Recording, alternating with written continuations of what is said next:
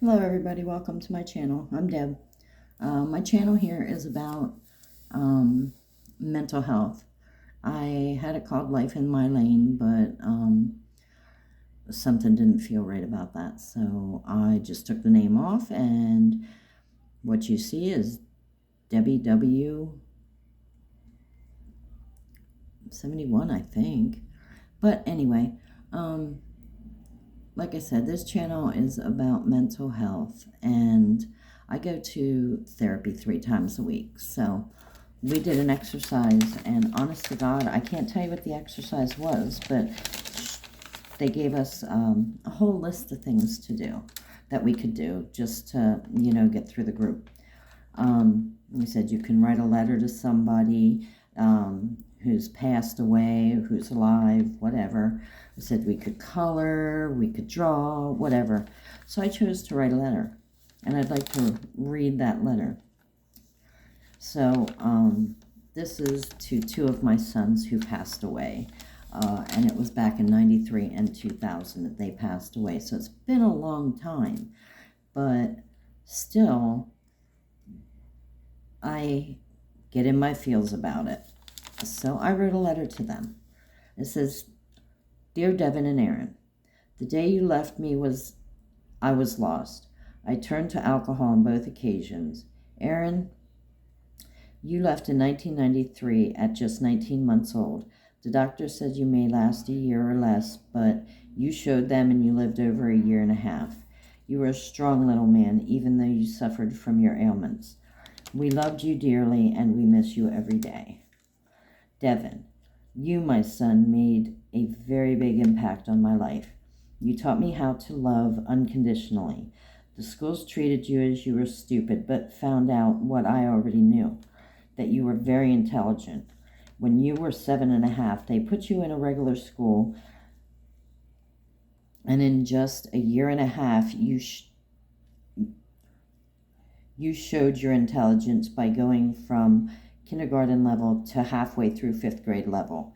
That was in a year and a half that he did that. You left us shortly after that.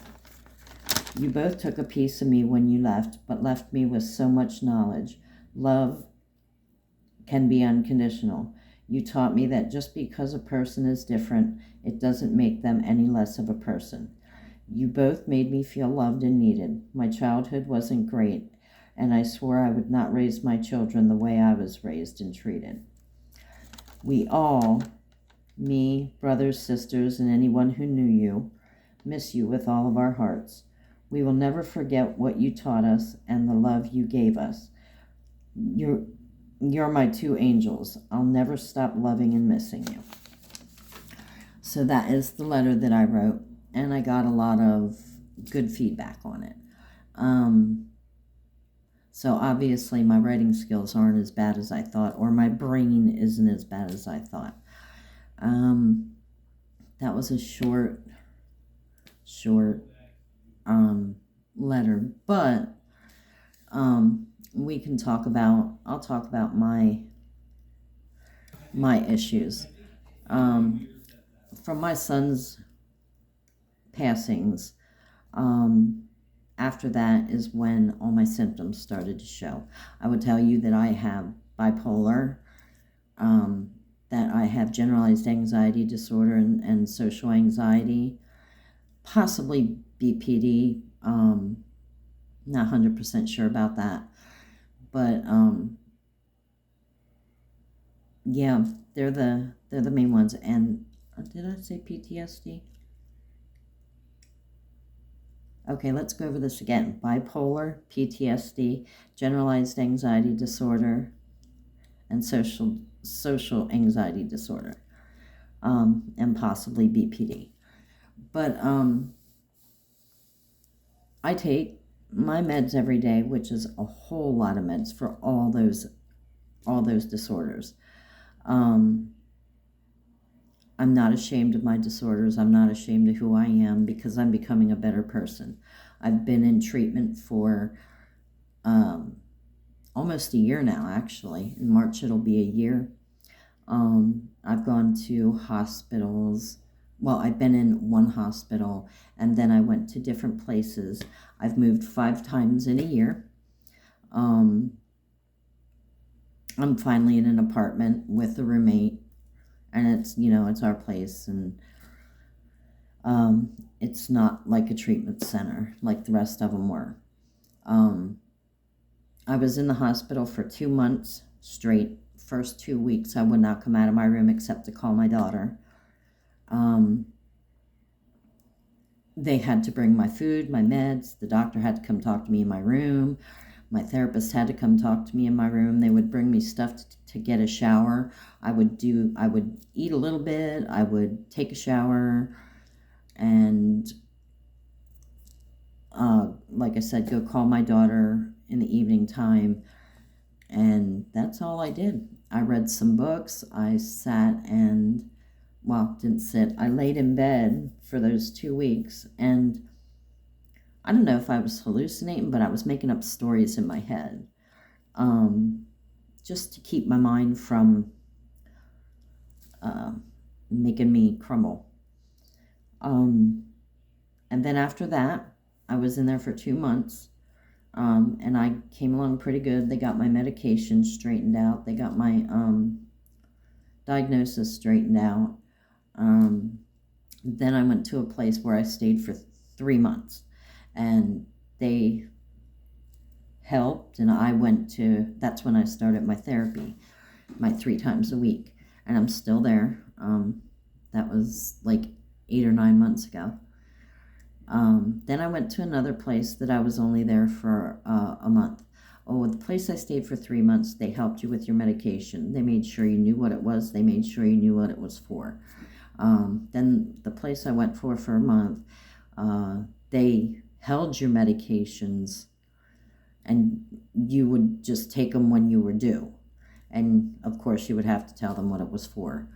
And then the next place I moved to, it was just basically like a rooming house. There were 4 or 5 of us living there, and that was it. It was just a regular house. No nurses, no doctors, no techs, no nothing.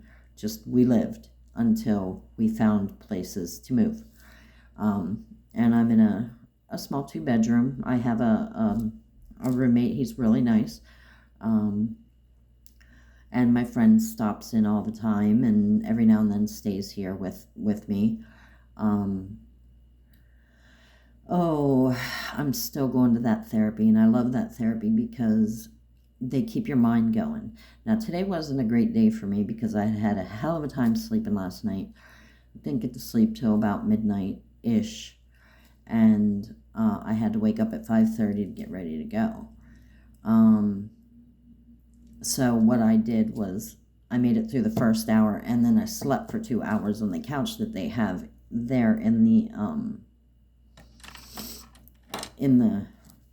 room. Nobody woke me up. Everybody just left me sleep. When somebody falls asleep, they usually figure it's the medication, which with me it was lack of sleep, and my medication made me tired on top of the lack of sleep. So today was kind of a iffy day for me. It wasn't bad, wasn't good, it was just there. What else can I tell you about me? Okay, I read you that letter. I had 4 children.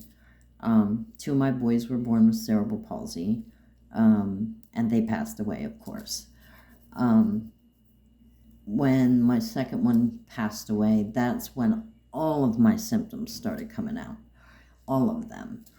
And then I had an abusive husband. He was abusive in every way, shape, and form. Well, not every way, shape, and form, just physically, emotionally, mentally, and yeah, that's it. He was a liar. He was a cheater. He was a thief. He was a piece of shit. He was totally, totally toxic. Me and him were one of the most toxic couples I've ever seen in my life. But I left him going on 5 years ago, which was wonderful.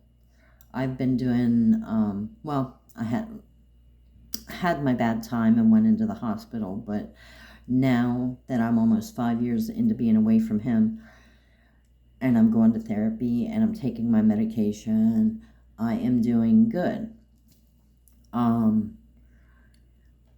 I am still very anxious all the time.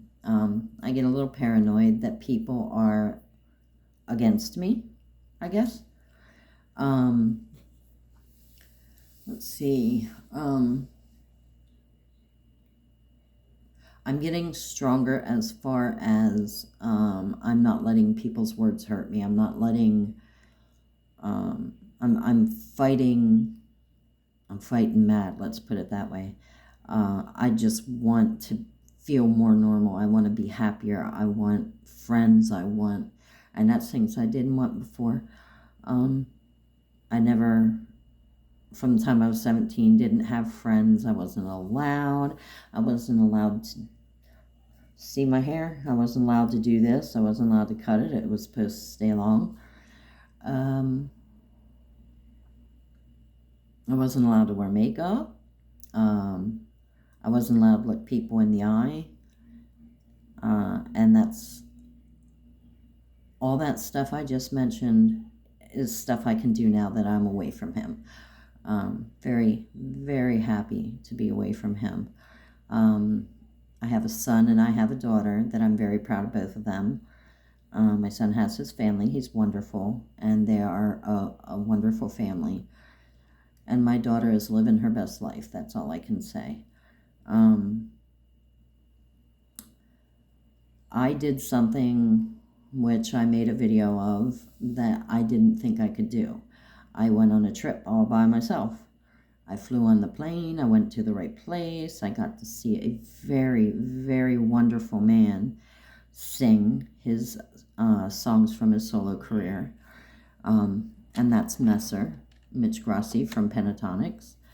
I got to see that. I got to buy all the merchandise. I met a whole bunch of nice people that I am in a Discord with. That's where I met them. I also met some on Instagram, but that's how I got into the Discord with them. We all talk. We keep in touch. We all went to the concert. We just had a blast, and they are a wonderful bunch of people. I'm not going to stop saying that. They are so wonderful. Then I took a week and I went up north in California and I spent time with my daughter. A whole week. It was so wonderful.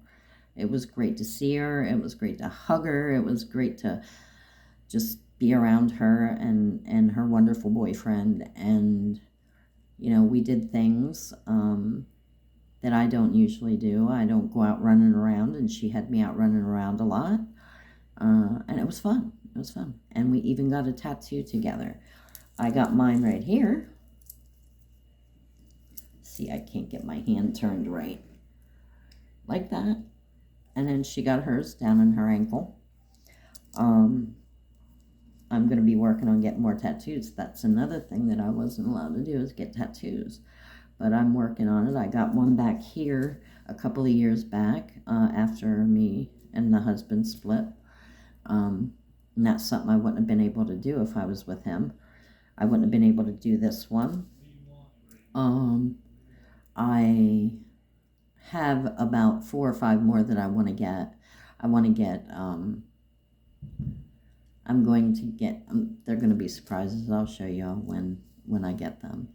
But I do want to get a mental health ribbon on the back of my hand. And on the other hand, I want to put right in here, I want to put a semicolon. And that all has to do with mental health. If you don't know what they are, there's a breast cancer ribbon. There's also a mental health ribbon. And I'm going to get a couple of bigger ones. But like I said, they'll be surprises. I'm also going to finish this one over here. But Another plan I have is to get, I don't think it's this year, I think it's this year, I'm going to get all those piercings that you can get in here and whatever. Something I wouldn't have been able to do being with him. Honestly, don't really know what else to say, except that he was very much part of my PTSD along with my boys passing away. And I had a friend, and we just kind of drifted apart. I used to go to her house, and when I didn't have my days in therapy, I would go to her house. She had a gorgeous little puppy, and yeah, I don't get to see the puppy anymore, but I'm going to get myself a puppy. And then I'm going to have them registered as an emotional support dog. People say you don't have to get papers for them, but you do. So I'm going to do that.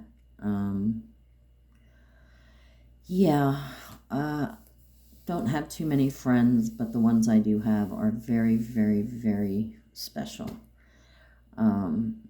Like I said, I met a whole bunch of people that went to the concert. I have my friend that lives here off and on. I have my family. I have all my therapists. And they're the people that, help me and keep me straight. Two things I did. No, I went to, besides that concert I went to, on December 20th, I went and I saw Pentatonics, and they were amazing.